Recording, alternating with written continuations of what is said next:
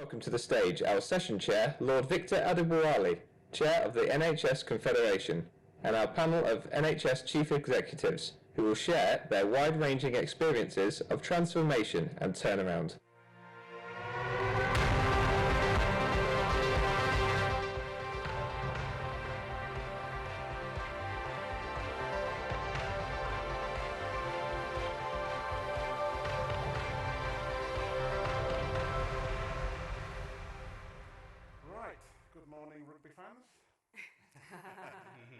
I wonder how many people are here because they can't get in to see. Put your hands up. No, I'm only joking. I'm only joking. Right. Well, you admitted it earlier, didn't you? Yeah, I did. Much rather with the rugby chat. Okay, so my name is Victor Adibwali. We are going to talk about how you do transformations and turnarounds, right? I'm going to let you into a little secret, which doesn't mean I know any more than people on this panel, right? But I got an award from the Institute of Turnarounds. There is such a thing. I know, it's incredible, isn't it? It's really heavy. I think it's still on the office floor. But anyway, so here we have Jan Thomas. We have Salmeen Yasmin. Thank you. Well, you can say hello, wave. It's all right, they won't bite, honestly. Lance McCarthy. Morning. And we have Tom Abel. Morning, everyone. Great. And they're all very cool people. So thank you for joining us. I want to ask some specific questions about how you do this stuff from your perspectives. And the first person I'm going to come to is Jan, if that's all right. Start with you. I know that some of the challenges in your patch are quite deep-seated. They've been going around for a long time. But you are part of a wider system, aren't we all, in a way? Indeed. And you have a particular role in that system. And there's a question about how you get collective responsibility across your whole patch, really, to deliver the sorts of changes that need to happen, right?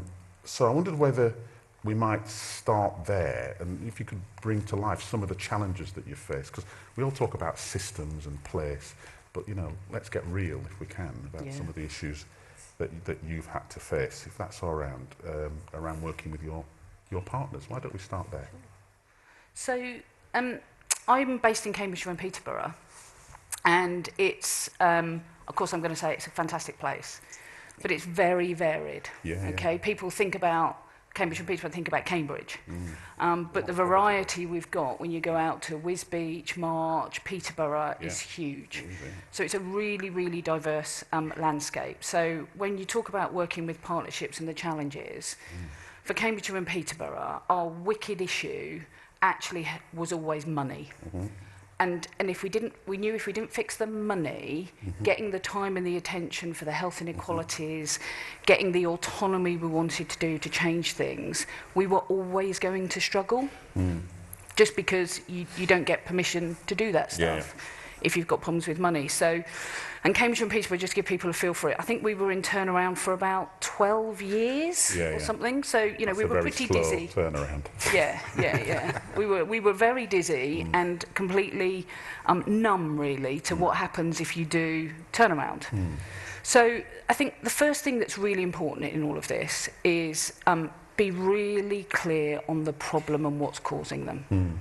Because if you don't have that clear diagnosis and you don't know exactly why, and you don't have to go down into the minutiae, but be really clear what is genuinely structural and what you can control. The second thing that we did as partners was that we agreed a language which was, the more we keep talking about income and how our population allocation wasn't right and trying to outsource the problem, we weren't going to solve it. So the second thing we did was we made a conscious effort to talk about cost of what it was to deliver, not the income we were expecting to be able to do it. So it was, and that is it's a slightly technical thing, but it's a culture thing, really. Sounds to me like you were taking responsibility rather than outsourcing it somewhere else. Yeah, kind of just cutting through it. And then the last thing that we did that made the biggest difference about providers is we agreed why it was really important to get out of this pickle. Okay? And the reason that we found was we were going to have to start paying back this year £136 million of debt, which meant that we would lose a further £10 million year on year if we didn't get out of it. And we wanted the autonomy as well to do some changes. So our community, and quite, I would say revolution, we like each other, the leaders like each other, we spend time together, we get on well. Of the HSJ. I know, and we find each other funny, and we like to spend time with each other. They're not here, so they can't dispute it, so I'm okay.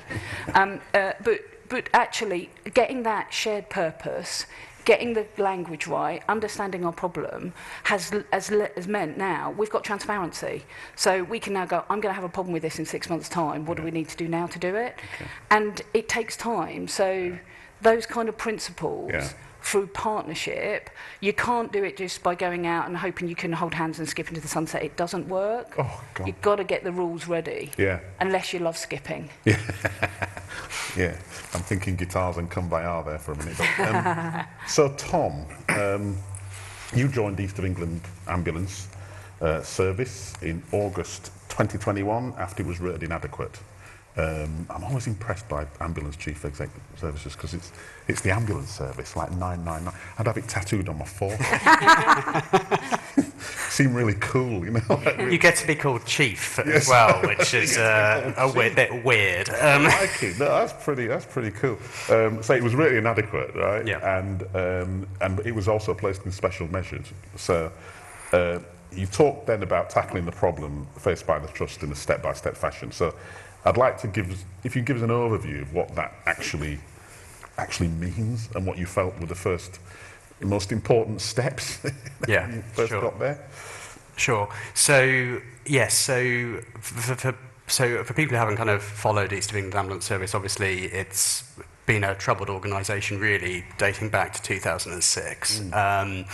But when I started within the trust, obviously we'd had the inadequate rating from CQC, but actually we had a whole series of other regulatory interventions, particularly around culture. So we were the first NHS organisation to enter into legal undertakings with the Equality and Human Rights Commission over sexual harassment within the workplace. We had our trainees removed by Ofsted. Due to not being able to have a safe working environment for our learners, and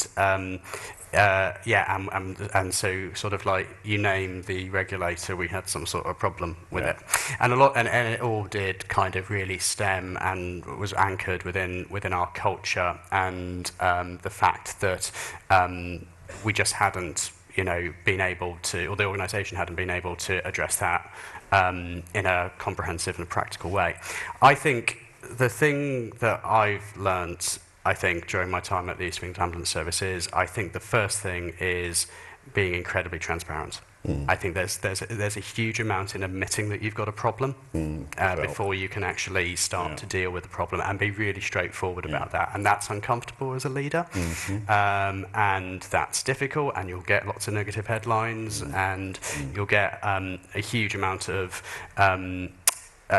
people speaking up in our case in terms of around the culture of the organisation, but only when you do that can you start to address it. And then the other thing I think that I've learned is, and something we talk a lot about in the ambulance service now, is that we try and address problems by having technical solutions. Yeah. So we think that there's systems and processes which need fixing, and there are.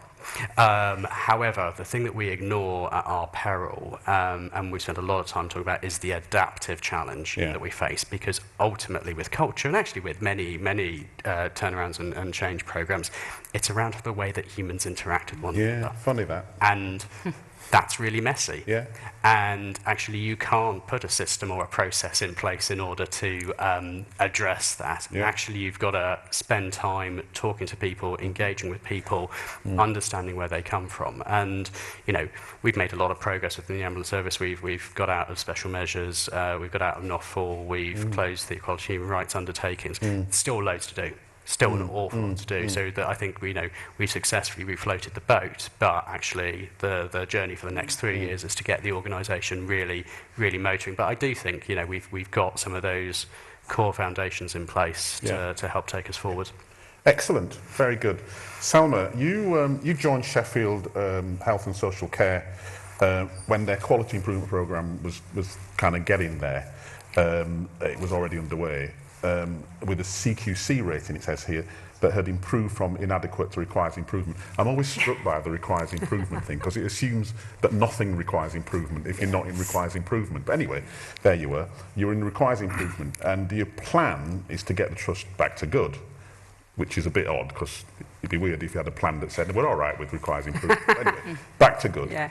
What I'm interested in is tell us about what you're focused on, what were you focused on in your first year, really. How did you start, and how did you take up the reins with that sort of ambition in mind? And you've been there since last July, is that right? Yeah, cool. So July the 1st, it will be a really important milestone of a full year, which is great. And actually being at the Confed feels quite special, because I was just about to take up post last year about this time. What I think the organisation was at a really critical point when I joined, and it had been in turnaround at probably one of the most difficult periods in our history in the NHS. We'd also had COVID to deal with as an organisation. It was really important during that point of landing that actually we maintained momentum on much of the work that had been taking place around quality and safety. So that transition period felt really important, that the changes in leadership didn't detract us from the focus on delivering on our CQC action plan and completing that, but secondly, the really positive and strong work that had been happening to rebuild the foundations around an organisation that's absolutely focused on delivering outcomes for service users and ensuring that we're delivering safe and outstanding care. So the priority was stabilise, continue and keep momentum. I'm delighted that actually this month we've just come out of all oversight mechanisms and we're back to business as usual. And that's huge credit to all the staff that have been on that journey. So that was one of the key areas of focus for me when I joined. And at the same time, there was significant leadership changes. So pretty much we've got a brand new board. We've got a consistent chair who's been a really strong anchor point, I think, for the board during this period of transition. But we've recruited pretty much a new exec team during this period as well. The second big area of focus really was that we'd been in doing mode, action mode. That's what regulatory action requires, and much of the work was absolutely right during that time. But what felt really important, listening to the staff, going out and visiting all the services, was that staff were saying, look, we actually don't feel very connected to how decisions are being made. We don't know what's coming at us. We want to be more involved. People feeling quite disempowered. So the big focus needed to be that really quickly part of the transition plans had to be about how do we start doing things with people. That's the cultural piece, and there's no time to waste on that, because I think we've already heard it. The organisation is made up of people. Everything we do, it's the people that do it. So we've embarked on a big conversation in the organisation around how do we want to work together, how do we sustain the improvements that we've made, and how do we build on those to really deliver the outcomes that actually the people of Sheffield and South Yorkshire deserve. So that's been a really big focus, and also part of that has meant really looking at our governance, which everything was ramped up, and what we needed to do is to make sure that we've got the right level of governance to support transformation, but also involvement right through the organisation. And then the third chunk of work that was a real focus was there was lots of transformation happening across the organisation. So learning disability services were moving from an inpatient model to a community model. We were developing integrated mental health teams in 15 PCNs at the same time, and we were trying to land an EPR, which was an absolute requirement because CQC had said that what we'd got, which was a homegrown system, was unsafe. So lots of transformation happening at the same time as burning platforms. And what we needed to do was to make sure that we were crystal clear about what was doable, given the capacity and the level of focus and energy in the organisation. And we had to modify the scope and pace and emphasis on those transformation programmes so that we could do the right work with the right capacity around it. So Actually, our EPR became critical. That is a fundamental safety and quality issue. And we've done a significant amount of work to get the right oversight for that. So board really drive that. The leadership team are really involved. It's got strong clinical engagement. And the final bit of transformation, I would say, which absolutely is critical, is while we'd been inward looking over the last couple of years, it felt really important that we as an organisation stepped into that place, stepped into the integrated care system space to really think about some of the solutions being actually we can't do these on our own, we're going to have to do these with partners. So there's a huge amount of work happening both in place and system to think about the pathways of care, thinking about specialist services and how we join them up with physical health care and primary care and how we do some of that together across the system. So they're probably the three key areas that I focused on. Very good. Yeah. Lance, you have led 2 trusts. So under that shirt, there's a massive T-shirt with S written on it. No, I'm only joking. You've led What 2 S stands trusts. for. Sorry? Depends what S stands for. No. Well, I was going for Superman. You led 2 trusts out of quality special measures, Hinchinbrook and your current trust, which is the Princess Alexandra, which you helped to exit special measures, so you know how to do it. And you did this less than a year after you took up the chief exec role.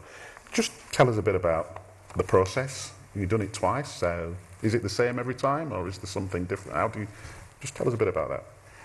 Yeah, sure. So thank you, Victor. So yes, as you said, I've had the honour and the privilege actually of leading 2 acute organisations out of special measures.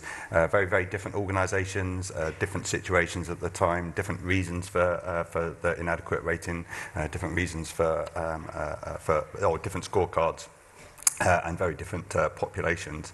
But at its highest level and its simplest level, actually took the same approach in both organisations. The detail was very different. And that was first and foremost to focus on our patients and make sure that we put the patients right at the centre. And actually we ended up changing our values at PAH with patient at heart is our first and most key value.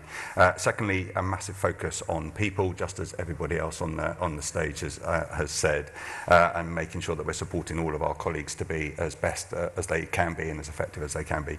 And the third around governance and the strength of improving and tightening up the governance.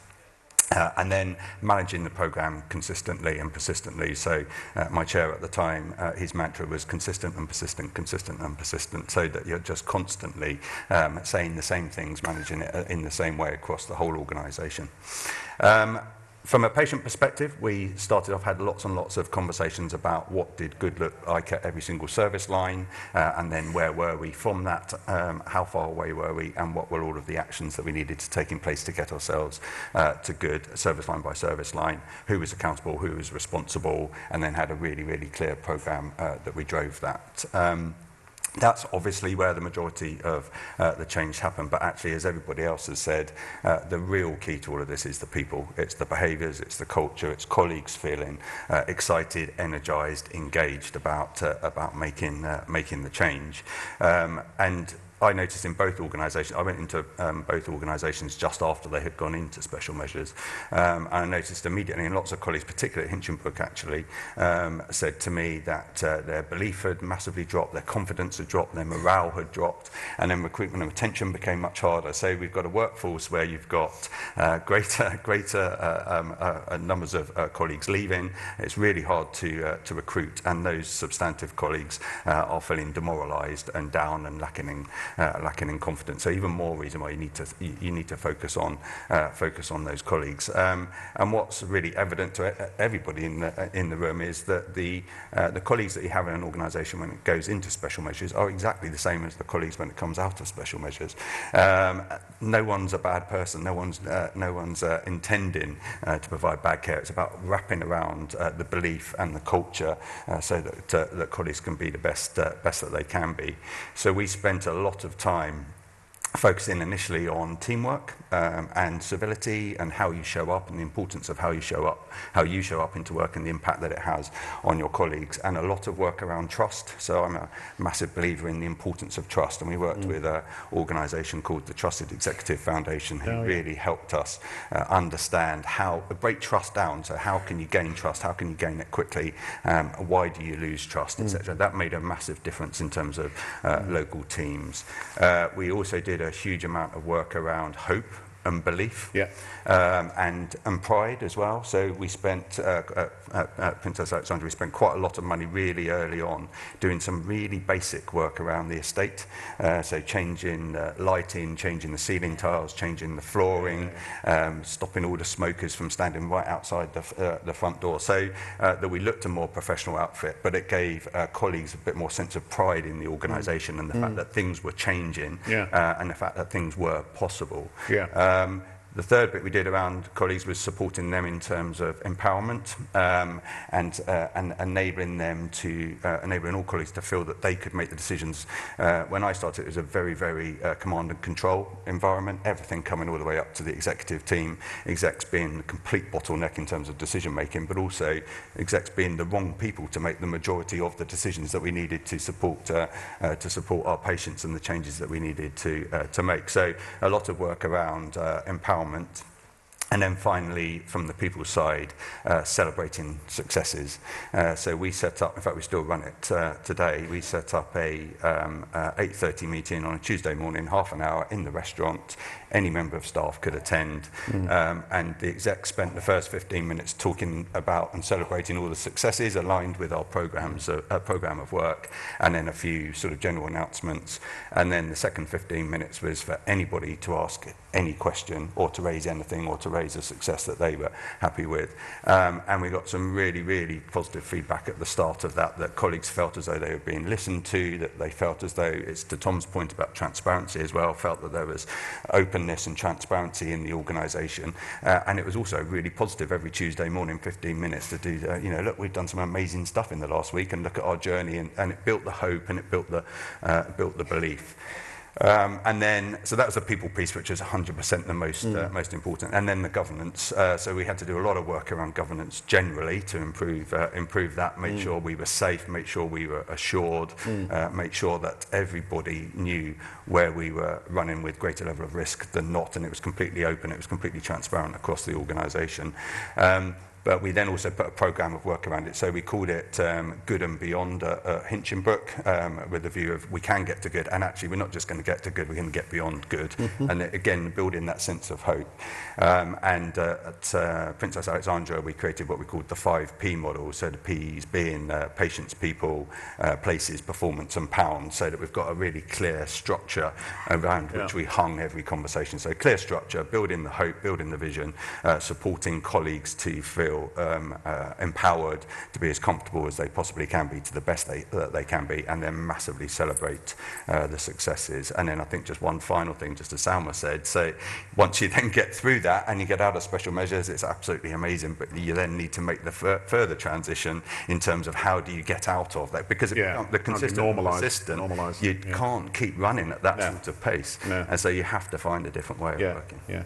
So I'm interested, Jan, because working at system level, you kind of joked about the fact that you all get on with each other, and it's kind of, I'm interested in how you contributed to that, because it feels like there's a common theme which is something to do with people.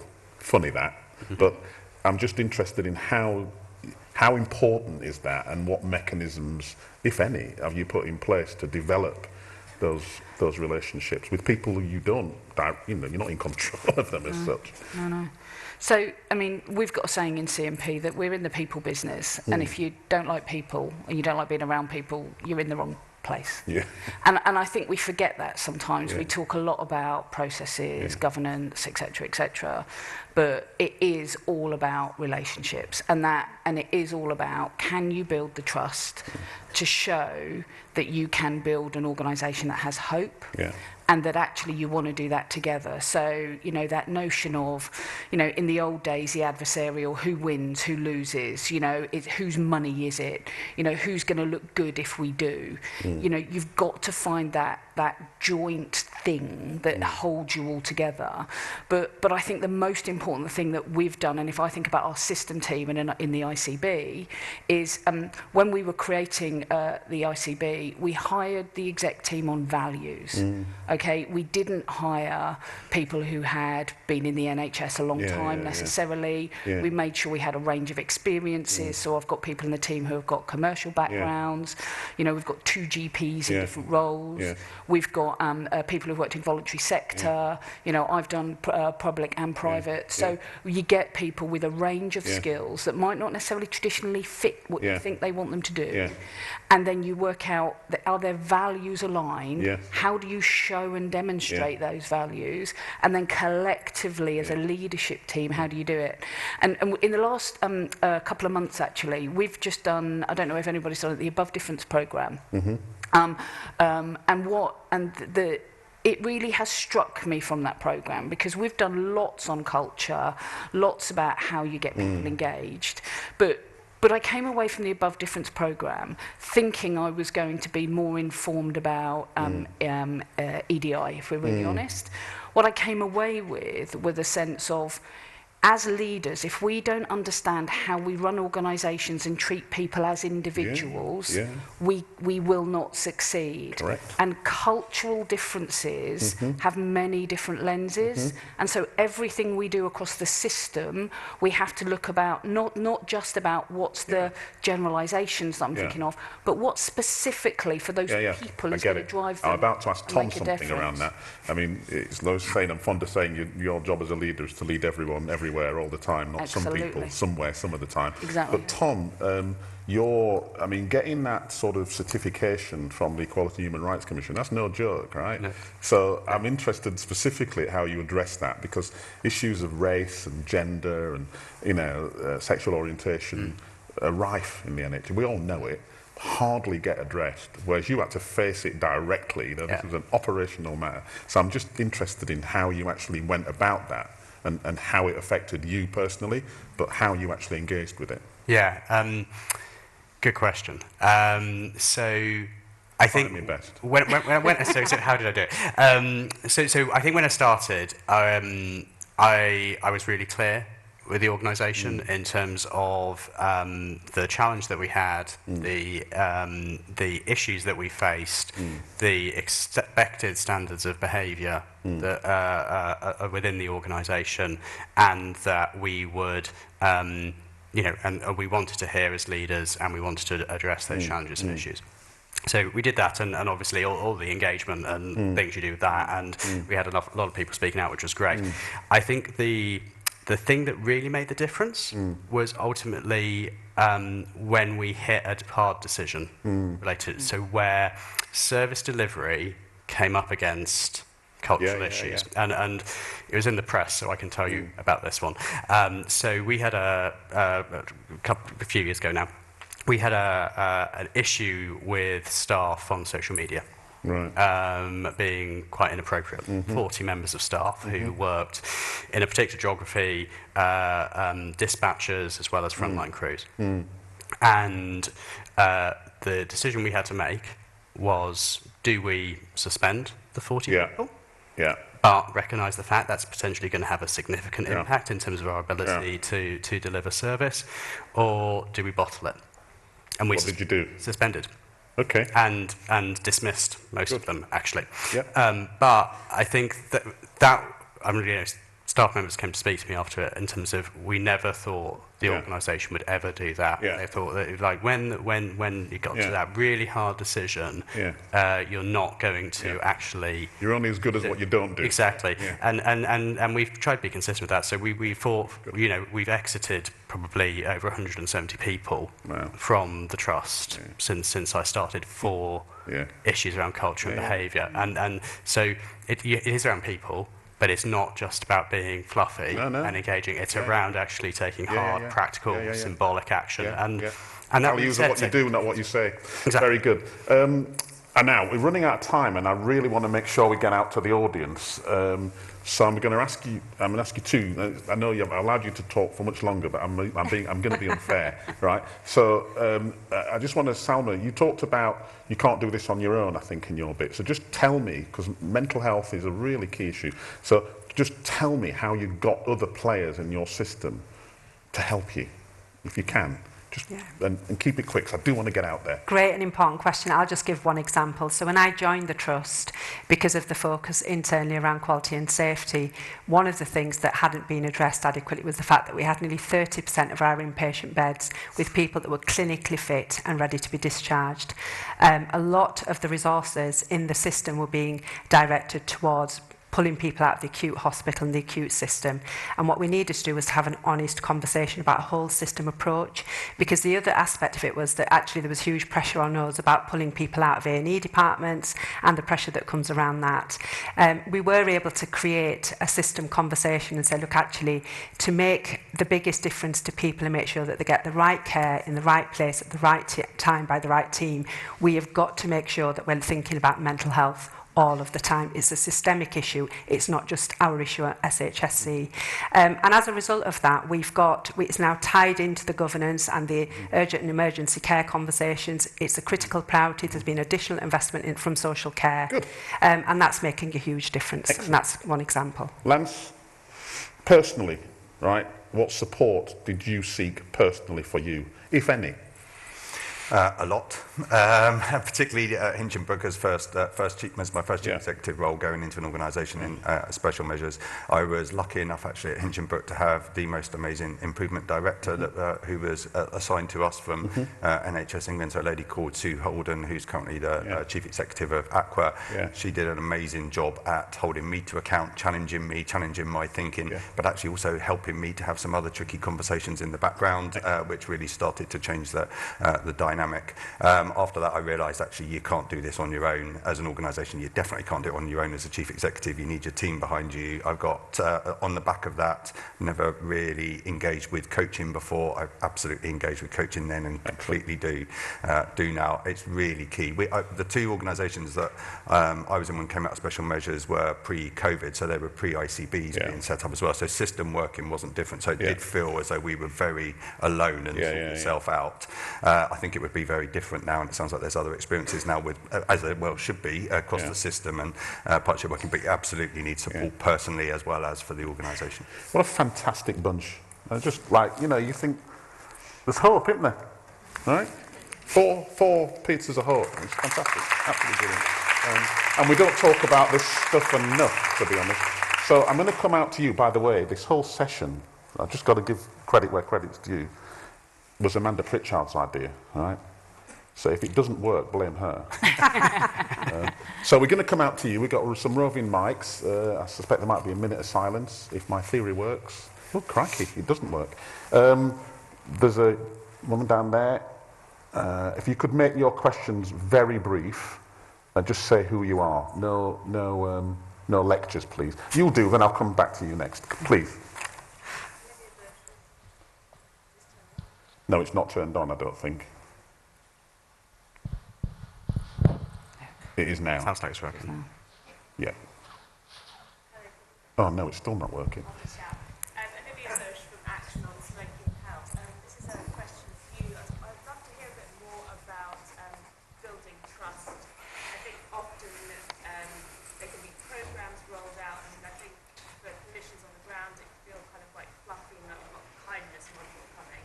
But it is really important, and I wondered how you think that's relevant and actually impactful in your organisation. Okay, I'm going to take three. That was Olivia Bush from Action Against Smoking, and you were asking a question about how you build trust and when you have these programs and the sort of cynicism that goes with them. And we'll go to the lady there, and then we'll move over to this side.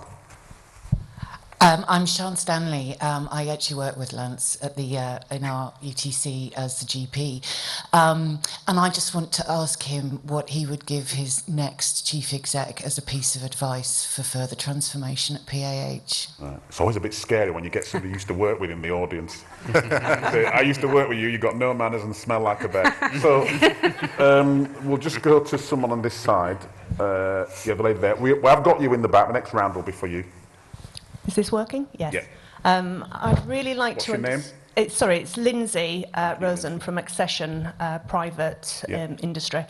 I'd really be interested around your personal resilience. So kind of, there's obviously kind of, you spoke to mentorship within your organisation and the support, but how did you get out of bed on a morning and kind of psych yourself up and have a cold bath or whatever Stephen Bartlett tells us to do? But how did you practically deal with some of that challenge when it felt quite dark? Very good. I was worried about the word resilience, isn't it? You work for a horrible organisation that beats you up, and it's your fault if you're not resilient. But anyway, so we've got 3 questions there. One from Olivia about how do you really build trust. I'll start with Lance, because I think she was kind of looking at you when she did that. And then, actually, if you don't mind, the question about what advice would you give the chief exec that follows you, if you could deal with that one, Selma, if that's all right. And then the last question, which is sort of this notion of personal resilience. But anyway, personal resilience, either of you two can go for it. So please, on the question of how you build trust, Lance. So yeah, great question, and trust is easy to say, isn't it, and hard to do. What I really loved and why we worked really closely with an organisation called the Trusted Executive Foundation is they split it out in terms of, which worked for me personally, a model around trust. So a model of 3 pillars: ability, integrity and benevolence, with 3 actions or behaviours that were aligned to each of those pillars. So it included things like being brave, being honest, being open, being transparent. Can't think of the other ones for the moment while I'm on the spot. You're not giving a tutorial. We've got it. But what it did was it enabled a detailed conversation. We still use quite a lot of that language now. So we use be brave, for example, in meetings when you're about to say something that you know probably is going against the flow of the rest of the meeting. It's just about, I'm going to be brave here, and everybody knows what that means. And that really helped. Having that framework, having those words really helped to colleagues across the whole organisation to understand what trust was. Excellent. Selma, advice to the... Well, I mean, I'm hoping to stay for a couple of years, but following that... longer than the average. 3 bits of advice.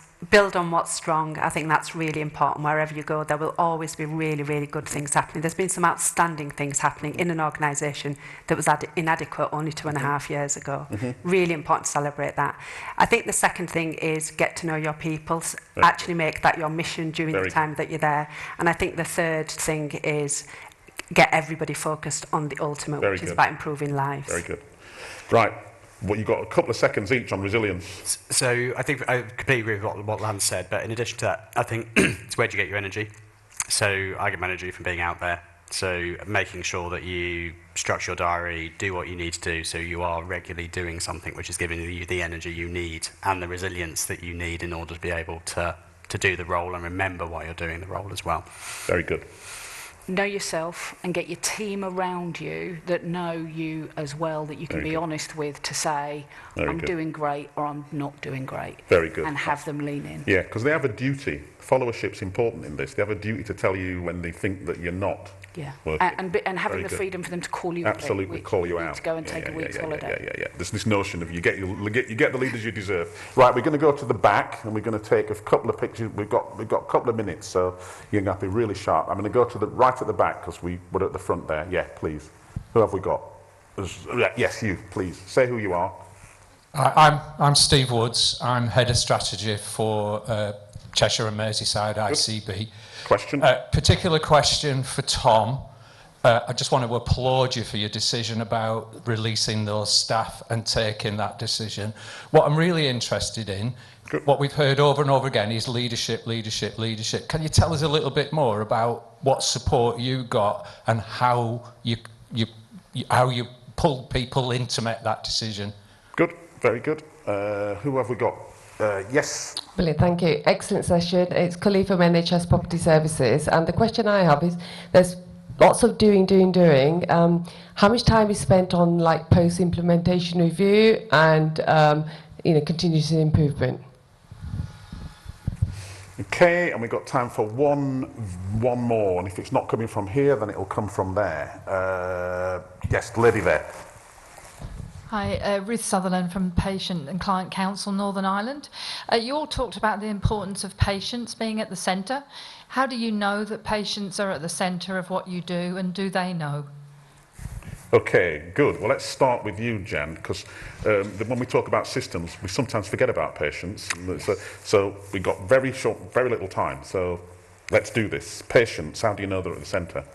So a couple of just boring things. So our staff survey results, we look at what drives our staff and how much do they believe we're putting patients at the centre of their strategy. And actually in our ICB we got an incredibly high score on that. And that gives me an indicator that we're getting the right messages out, that when people are out there working, they are doing that. With patients, I think it's more difficult. We all try and listen. But I think the reality is we've got to do a much better job of getting people engaged in big decisions that we're doing. It's not consultation, it's constantly learning. The problem with listening, people have to feel heard, don't they? Well, we've got to work out how we do it so we genuinely are hearing everybody, not just hearing those that have an issue that they want to deal with. You have to get balance. Very good. Lance, post-implementation. I don't know what it means, but crack on. Yeah, I think the question was post-implementation and continuous improvement. So the whole programme was continuous improvement, constantly checking, and that was the importance of having a really clear programme, celebrating everything, every single week, everyone getting that learning in, and the consistency and the persistency of, has this made a difference? Could it make more of a difference? So continuous improvement the whole way through. If I'm honest, we haven't done too much overt post-implementation reviews, but all of our clinical indicators, all of our quality metrics have all improved and seen massive improvement. HSMR, for example, is down from 117 to 86. Excellent. So massive improvement that you can see by definition of those indicators that actually we've made the right progress. But we should probably have done some more overt post. I've run out of time, but I'm going to be cheeky. Tom, you got your question.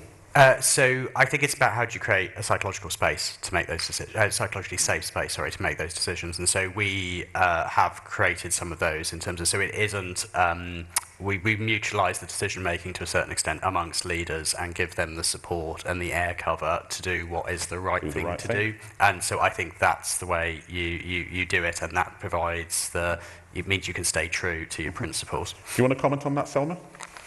You don't have to. I've forgotten the question. Well, Tom was asked how he got the support to actually take the action that was necessary to get rid of people who weren't on board, had made the choice not to be on board. I think it's been really clear about why everyone's there and ensuring that, I mean, certainly for me, it's having the right conversations with your chair, within your exec team, and having real conversations with people about where you're heading and what you expect. And then if they're not on board with it, then it's a different conversation. Thank you. Well, we've come to the end. I'd like you to... Oh, I just want to say something before we end, actually, which is that everything that you've said and everything that you've done, in my view, is about the future of the NHS and social care system. We don't talk enough about actually how you do it, and we don't set standards of leadership practice. And I think what you've demonstrated in what you've said to us is how you do it, and we need to hold that up as standards for the whole system. You've talked about being positive, being honest, being human, being clear, about communicating, about looking after yourselves. All brilliant stuff. So I just want to thank you, and I'm sure the audience wants to thank you in the usual way for being so honest with and spending time with us. Thank you very much. Dan Thomas, Salma Yasmin, Tom Abel, Lance McCarthy. Please enjoy the rest of the conference. Thank you for coming. We haven't talked rugby, but we have talked people. Thank you.